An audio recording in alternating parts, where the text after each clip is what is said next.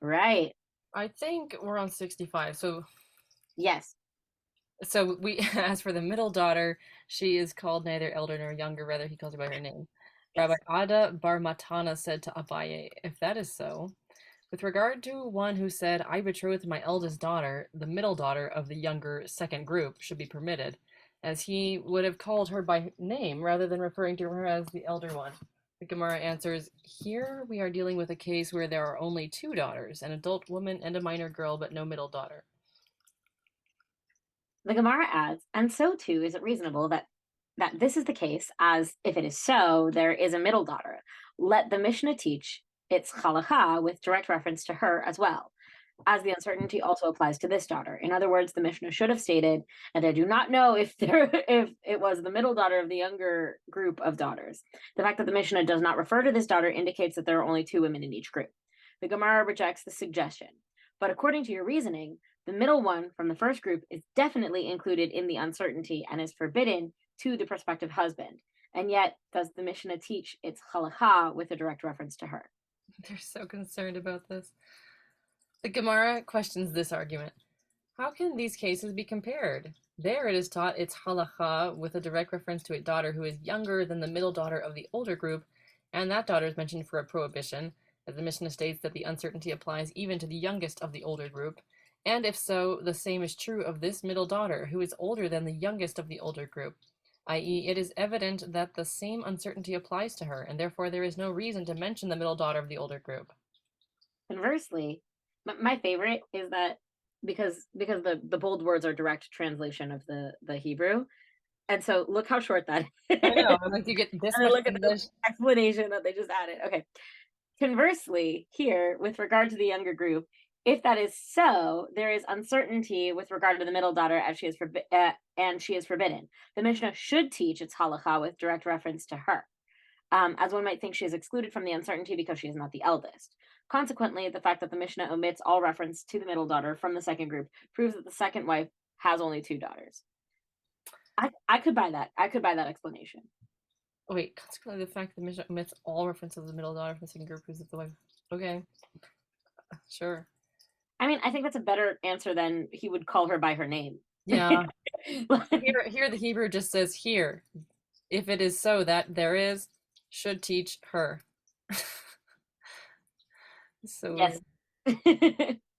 Rav Huna, son of Rav Yehoshua, said to Rava, but there is the case of Passover, which is comparable to one group of daughters, as all the days of the festival are part of a single group, and yet Rabbi Meir and Rabbi Yosei disagree with regard to it. This apparently contradicts Abaye's opinion that everyone agrees in the case of a single group. Rava said to him, there they disagree with regard to the general use of language. In other words, their dispute in that case does not concern the basic issue of whether or not one places himself in a position of uncertainty.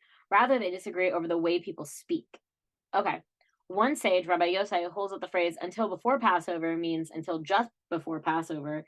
And one sage, Rabbi Meir, holds that it means until Passover passes and ends. Yeah, that's just a conversation about the way people speak. Who is Rava again? Who does that stand for? I'll get that information. I will be correct. Because I don't want to say something that's not correct on the internet. With regard to one who says to a woman, I betrothed you, and she says, you did not betroth me, he is forbidden to her relatives, as his claim that he has betrothed her renders himself forbidden to her relatives. And she is permitted to his relatives, in accordance with her stance that she is not betrothed to him. If she says, you betrothed me, and he says, I did not betroth you, he is permitted to her relatives, and she is forbidden to his relatives by the same reasoning. The answer to your question is Rava is Abba ben Yosef Bar Chama. It's Bar Chama. Oh. So I like this one I can agree with. If you both say we're not betrothed, that means you can go marry other people. I just found a whole situation on like the conversations between Abaye and Rava, and I want to read all of that, but I want to read this first and then I'll read that. If a man says to a woman, I betrothed you, and she says, you betrothed only my daughter, he is forbidden to the relatives of the older woman. The mother, who he claims to have betrothed, and the older woman is permitted to his relatives. And the older woman is permitted to his relatives. He is permitted to the relatives of the younger woman, the daughter, as he maintains that he did not betroth her, and the younger woman is permitted to his relatives since her mother's statement is insufficient to render her forbidden. Because it's more of that situation like you can't render somebody forbidden. Yeah. Okay. This is a very specific situation. Similarly, if he says, I betrothed your daughter, and she, the mother, says, You betrothed only me, he is forbidden to the relatives of the younger woman, and the younger woman is permitted to his relatives. He is permitted to the relatives of the older woman, and the older woman is forbidden to his relatives. Is this like a common thing that happened? Like in ancient days where they're like, I know, like, were they I'm not really sure who I what? betrothed myself to. Like, I guess maybe it could be like, betrothed since they were 2 years old, and it's like, I betrothed you, and now it's like tons of time has passed. She's now a mother herself, and the daughter happens to look a lot like her, and now he's back to marry her finally. okay, all right. Like, like in a movie when they have the same child, like the movie Polly comes to mind with the bird. Like they have the same child actor playing the daughter of the little girl when she's all grown up. Like, it's like Peter Pan comes back for like Wendy, but turns out Wendy's a Yeah. mom now, so now he has to take Jane. Yeah, that's I guess what's happening here. Gemara. The Mishnah taught that with regard to one who says to a woman, I betrothed you, and she denies his claim, he is forbidden to her relatives while she remains permitted to his. The Mishnah then provides several examples illustrating the same principle. The Gemara comments, and it is necessary for the Mishnah to specify all these cases.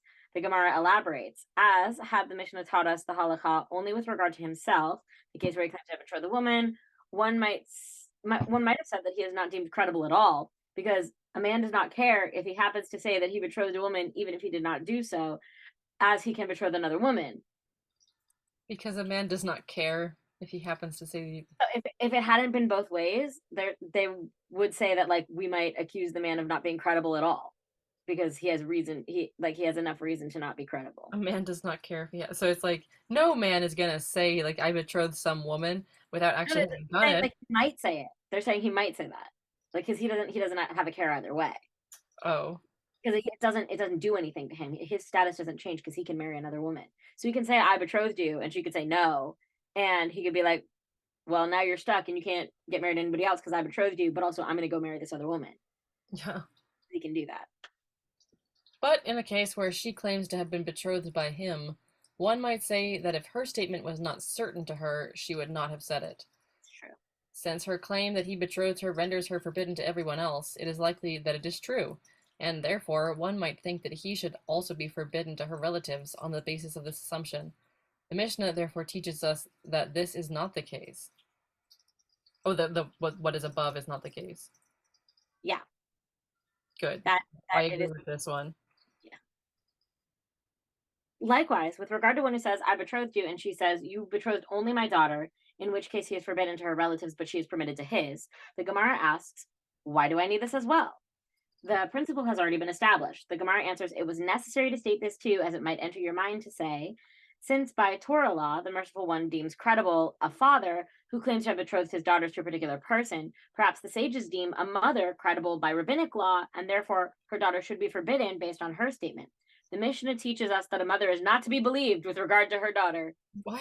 Not a win for the woman. No, it was for the daughter, but not the mother. Yes. The daughter. The Mishnah teaches that a mother's not believed. Well, let's see if they become okay. Good. The Gemara continues this line of questioning. With regard to the case where a man says, I betrothed your daughter, and she replies, You betrothed only me, why do I need this as well? What novelty is taught in this case? The Gemara answers, since the Mishnah taught this other case of a man claiming he betrothed a woman and the woman replying that it was her daughter, it is also taught this last case, so that it mentions all the permutations, despite the fact that this particular case provides no novelty. It was stated that the Amoraim disagreed over how the court should proceed in practice with regard to the case described in the Mishnah. Rav says, the court forces the man to give her a bill of divorce, and Shmuel says the court requests that he give her a bill of divorce. The Gemara asks, with regard to which case of the Mishnah is this referring? If we say it is referring to the first clause where he says, I betrothed you, and she replies, you did not betroth me, no ruling of the court for no forces is relevant here, nor is the ruling. No ruling of the no ruling of the court forces is relevant here, nor is the ruling the court requests relevant, since she is permitted to marry even his relatives. She is certainly permitted to marry anyone else. Why then would it be necessary for him to give her a bill of divorce? Rather, the dispute applies to the latter clause of the Mishnah, where he denies her claim that he betrothed her to allow her to marry somebody else. The court either forces or requests of him. Okay, that makes sense to me. Basically, what they're saying is, with regard to the first case, which is where she says no, but he says yes. Like he says, I betrothed you. She says no. The court doesn't care. The court's like, if she said no, it doesn't matter. Like, it's fine. Mm-hmm. But if she says that he did betroth her because she's now got all these things that she's stipulated she has to do, the court is either going to force or request that the man gives her a bill of divorce. Good. Okay, that sounds like a win win. for the woman. Yeah. Gemara asks, granted, according to the opinion that the court requests that he give a bill of divorce, it is well. Since she has rendered herself forbidden to everyone, one can ask him to release her. But why should the court force him to issue a bill of divorce? Can't he say, it is not satisfactory for me to be forbidden to her relatives? His giving her a bill of divorce is an admission that he betrothed her, which means that he may not marry her relatives. Oh. This is a win for the relatives. Saving them. Rather, the Gemara offers a different explanation. These halachot were stated together as follows. Shmuel says that the court requests of him to give a bill of divorce. Rav says if he gave a bill of divorce of his own accord, without being asked to do so, but merely in response to her claim, the court forces him to give her payment for the marriage contract as well. By giving her a bill of divorce of his own volition, he effectively admitted that he betrothed her, despite the fact that he has not said so explicitly. Consequently, he must also provide her with payment for the marriage contract. So this is the court saying, hey, come to me, don't do anything on your own, and we won't give you extra things you have to do. That sounds good, because then everything is like ship shape and whatever, and yeah, you got married properly, and you're ready for divorce should you have to do that.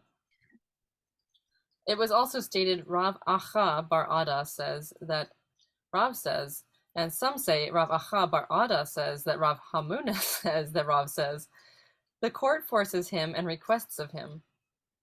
The Gemara expresses puzzlement at this statement. How can these two statements be reconciled? Rather, it must be that this is what Rav Acha Bar Ada is saying. The court requests of him to give a bill of divorce, and if he gave a bill of divorce of his own accord, the court forces him to give her payment for her marriage contract. So there you get both of them. Rav Yehuda says, with regard to one who betroths another with, i.e. in the presence of one witness, one need not be concerned that his betrothal has taken effect. The student's dilemma for Rav Yehuda, if both the man and the woman concede that it was a betrothal, what is the halacha? Is the betrothal valid? Rav Yehuda did not provide a clear answer.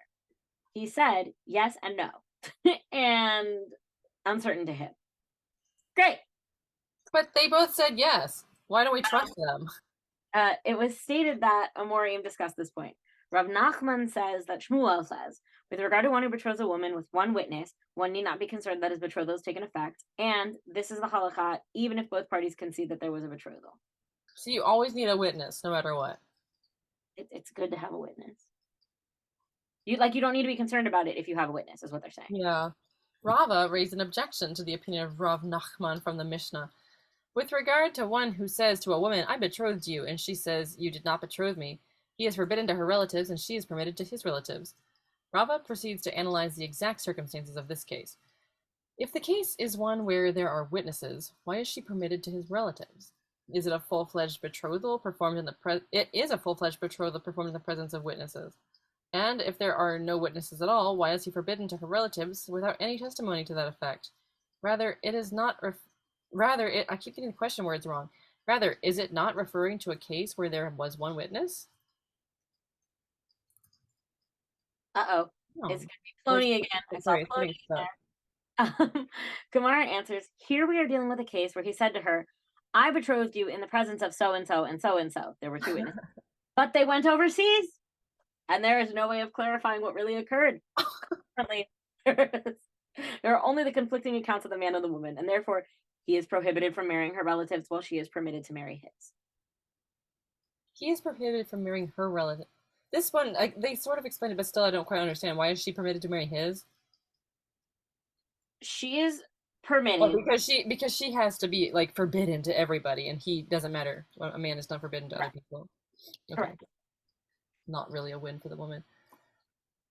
Rava raised an objection to the opinion of Rav Nachman from a Mishnah. If one divorces his wife and she subsequently lodged with him in an inn, Beit Shammai said she does not require a second bill of divorce from him. And Beit Hillel say she requires a second bill of divorce from him. I love Hillel and Shammai. These two are my favorites. I like how they use the word bait. It's the house of Hillel and the house of Shammai. Yeah, Basically, they're two like Torah big camp. scholars, Yeah, and they each have like students. yeah, And yeah. so, I like just think that's cute. it's Like instead of saying like Hillel's followers, I was like the house of Hillel and the house of Shammai. Yes. the Gemara clarifies, what are the circumstances of this case? If there are witnesses who saw them engage in sexual intercourse for the purpose of betrothal, what is the reason that Beit Shammai do not require a second bill? This is so British to do this when you use the team, because in American English we like a single plural thing, we will address it by it, like the team is, but British they'll see it as it's a single plural, but they'll use the they form. Like, have you ever noticed that? Oh yeah. Like So they are instead yeah, of it is. That's why it's like Beit Shammai do not instead of Beit Shammai does not. yeah. Wow. It's so weird. What is the reason that Beit Shammai do not require a second bill of divorce? If there are no witnesses, what is the reason that Beit Hillel require a second bill of divorce? Rather, is it not referring to a case where there was one witness who saw them engage in sexual intercourse for the purpose of betrothal? Rav Nachman responds, and according to your reasoning, that there was one witness, say the latter clause of the Mishnah, and Beit Hillel concede with regard to a woman who was divorced after betrothal that she does not require a second bill of divorce from him due to the fact that he is not accustomed to her. He's not accustomed to her. Since he had not previously been intimate with her, there is no concern that they engaged in intercourse, even though they lodged together at the inn. And if it enters your mind that one witness is deemed credible in the case, what difference is it to me whether it occurred after her betrothal, and what difference is it to me if it occurred after her marriage? Since he had not previously been intimate with her, like this is the reason why they're getting divorced because they were never No, no, intimate. no, no. No. This she doesn't require a second bill of divorce. So she still gets she was divorced after the betrothal, and she doesn't require a second bill of divorce from him. But this sentence, since he had never previously been intimate with her, there is no concern that they engaged in intercourse. Like they're saying, like throughout their entire marriage, they never had sex. Divorced after her betrothal. It's here they were married. It said if one divorces his wife, like they were married for some time. I don't think that that's what that means. I Okay. think they're talking because once somebody is betrothed to you, they're considered your wife. Oh. And if it enters your mind that one witness is deemed credible in this case, what difference is it to me whether it was after her betrothal, and what difference is it if it occurred after her marriage?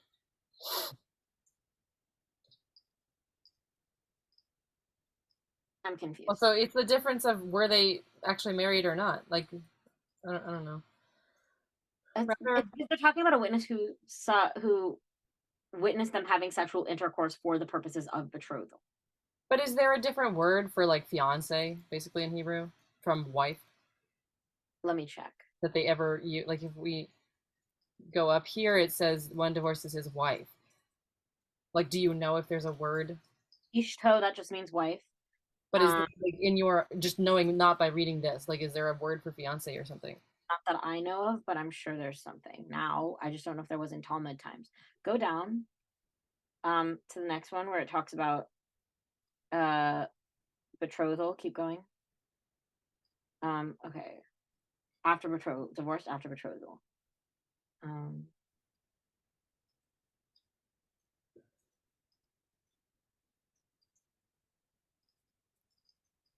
I don't know because that's not going to explain it anyway. I don't know. I'm thinking it's going to explain it to me. I don't know. Whatever. So, what difference is it to me? Rather, it is clear that the Mishnah is not referring to when there is one witness. And here we are dealing with a case where there are witnesses to their seclusion, but there are no witnesses to their engaging in intercourse. The dispute is based on the implications of this seclusion. Beit Shammai hold one does not. Big deal. Being secluded together means you have to get married usually. Mhm. Say, these are the witnesses of seclusion. These are the witnesses of intercourse.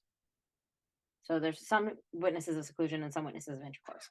According to Beit Shammai, although there are witnesses that they were secluded, this is not considered to be tantamount to testimony that they engage in intercourse. And Beit Hillel hold, we do say that these are the witnesses of seclusion, these are the witnesses of intercourse. Since it is assumed that they engaged in intercourse, she is required to obtain a second bill of divorce from him. And Beit Hillel concedes to Beit Shammai that certainly in the case of a woman divorced from betrothal, that we do not say these are witnesses of seclusion, these are witnesses of intercourse, because he's not accustomed to her. Got it. So she's after it's divorce from betrothal versus divorce from a wife. This was the point that you made earlier, and I didn't understand it. If they got betrothed and he gave her a bill of divorce, one says that they need a second bill of divorce, one says that they don't, and because they hadn't had sex before, it was from betrothal, they supposedly hadn't had sex. So it's fine. So in the end, Beit Hillel concedes to Beit Shammai that certainly in the case of a woman divorced from betrothal, we do not say that. Okay. So in the case We where don't they were need the second. We don't need the second get. So we don't need the second get if she was divorced from betrothal. If she was divorced from a marriage, we do need a second get. Because they're having sex again. Because the idea is that once you've had sex, you're going to have sex again if you're secluded. Rav Yitzchak bar Shmuel bar Marta says, in the name of Rav, with regard to one who betroths a woman with one witness, one need not be concerned that his betrothal has taken effect, and this is the halacha, even if the man and woman both concede that there was a betrothal. One need not be concerned that it has taken effect because he is a witness. Rabbi Huna says, Rav Huna, with regard to one who betroths a woman with one witness, the Great Court says that one need not be concerned with that his betrothal has taken effect. The Gemara asks, who is the Great Court? Rav. And there are those who say a different version of this discussion. Rabba bar Rav Huna said that Rav said, with regard to one who betroths a woman with one witness, the Great Court says that one need not be concerned that his betrothal has taken effect. Who is the Great Court? Rabbi Yehuda Hanasi. Okay. Only one person is the court? The Great Court.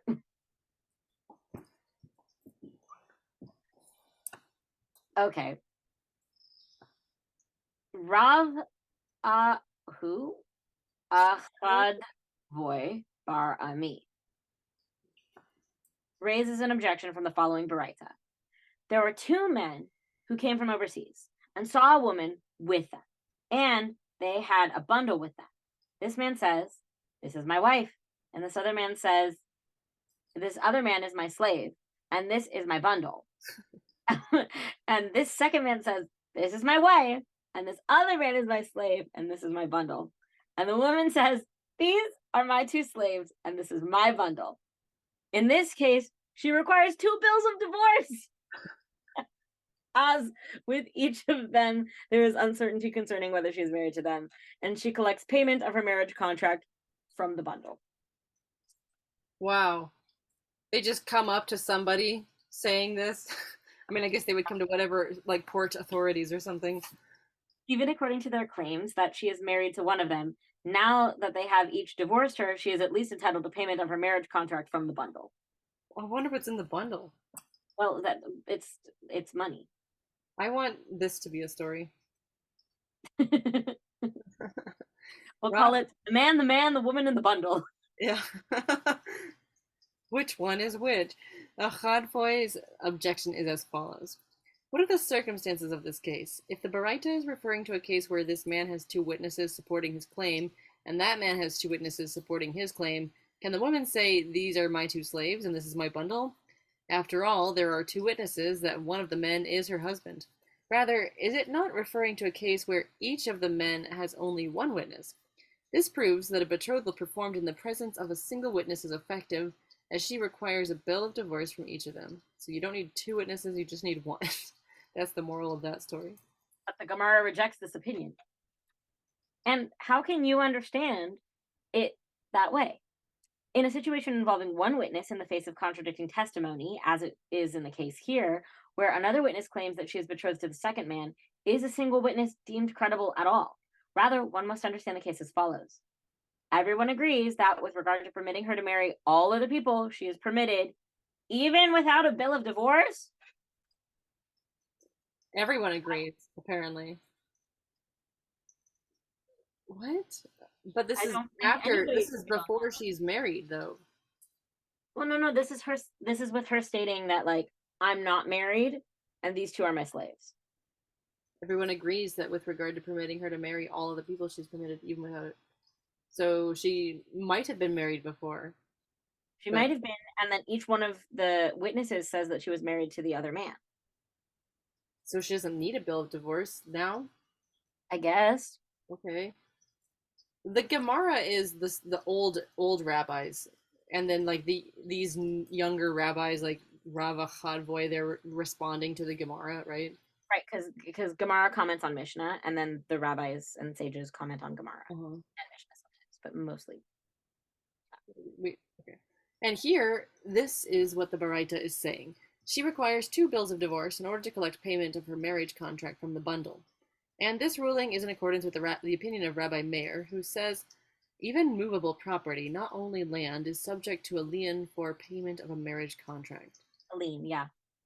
Consequently, to collect from this bundle, which has 3 claimants, woman must receive a bill of divorce from both men, thereby obligating them to give her payment of a marriage contract. The Gemara asks, what conclusion was reached about the case of one who betrothed another in the presence of one witness? Rav Kahana said, one need not be concerned that his betrothal has taken effect. Rav Papa said, one need be concerned that his betrothal has taken effect. Rav Ashi said to Rav Kahana, what is your opinion that leads you to claim that there is no concern that this betrothal has taken effect? It must be that you derive it by means of a verbal analogy from the word matter, written with regard to forbidden sexual intercourse, and the word matter written with regard to monetary matters. So the two different words matter. The Torah states concerning one who desires to divorce his wife because he has found some unseemly matter in her, in reference to adulterous intercourse. And with regard to monetary matters, it states, at the mouth of 2 witnesses, or at the mouths of 3 witnesses, shall a matter be established. It's just 2 different types of the word matter.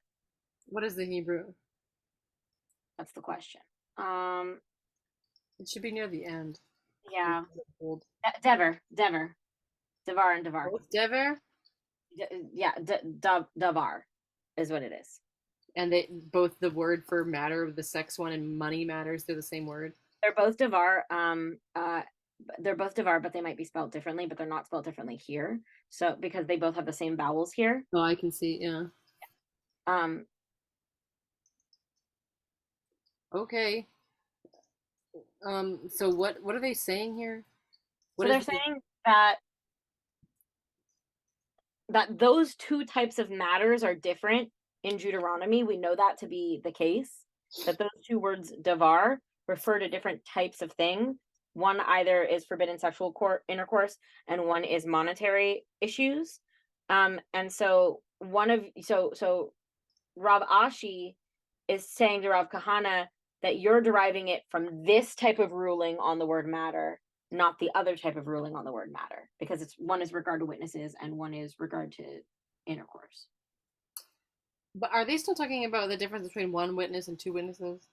They're talking about, yes, how many witnesses are required to be credible in that case. Rav Ashi asks, but if so, just as there, with regard to monetary matters, the legal status of the admission of a litigant is similar to that of 100 witnesses, and it renders him liable, so too here, the admission of a litigant should be similar to that of 100 witnesses.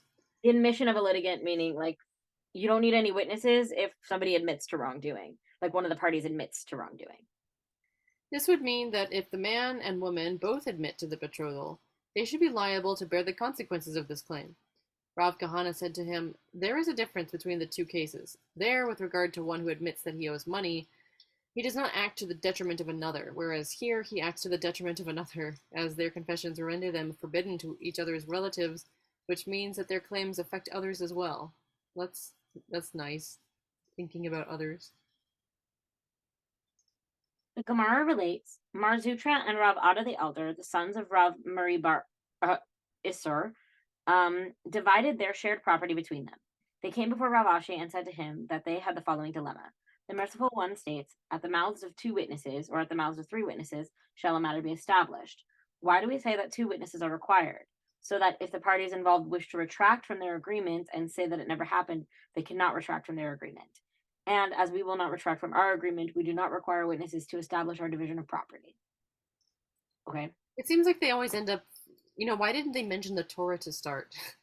Like so many times they'll end with a Torah quote and be like, this is what solves it. And it's like, why didn't you talk about that from the beginning? Well, it's because they're not sure that this specific thing refers, like this Torah quote refers to this moment. They're making the argument that this Torah quote does. So they're saying the Mishnah teaches us something, the Gemara comments on something, we're talking about something, and we think that the Mishnah and the Gemara know that because of this Torah quote that I know. Oh, yeah, it just seems so often they'll bring up the Torah at the very end.